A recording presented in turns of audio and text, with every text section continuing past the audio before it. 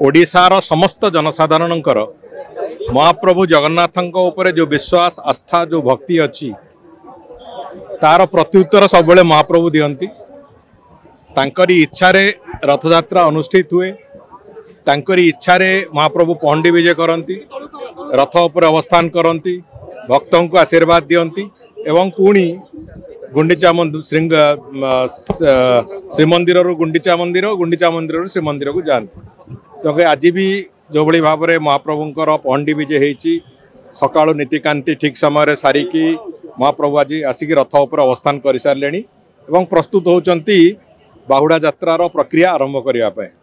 तेणुक सबु कथा महाप्रभु आशीर्वाद रे होची। मोर पूर्ण विश्वास आज बाहुड़ा यात्रा कालीर सुनावेश परदिनर अधरपणार उत्सव एवं ता परदिन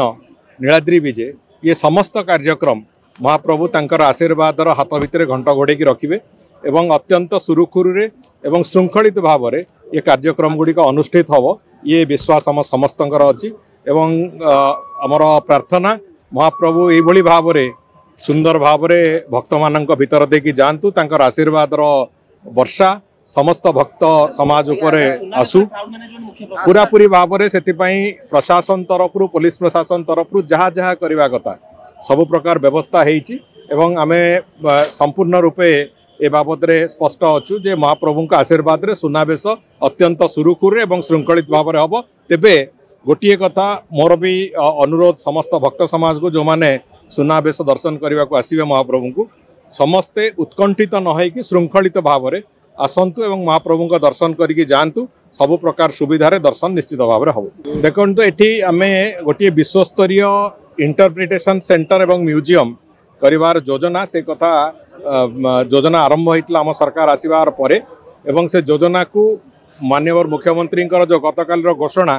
से कथा को स्पष्टता देइछि जे आमे ए कथा करने को जाऊँ। ये महानगर निगम भी हम एवं पुरी को समग्र विश्वर गोटे प्रमुख तीर्थाटन भली जो स्थिति से भली स्थिति को पुरीर सहर इंफ्रास्ट्रक्चर को आने जहाँ जहाँ आवश्यकता अच्छी से दृष्टिकोण गतकाली मुख्यमंत्री से कथा घोषणा कर आमे से दिगरे काम भी आरंभ कर पर्यायर अच्छी माननीय मुख्यमंत्री अनुमोदन पर अपेक्षा कर तेणुक यथेष्ट पूर्व मुख्यमंत्री ए बाबद घोषणा कर सारी जहाँ जहाँ आवश्यकता अच्छी से कथा को लेकिन आम निश्चित भाव में चलू।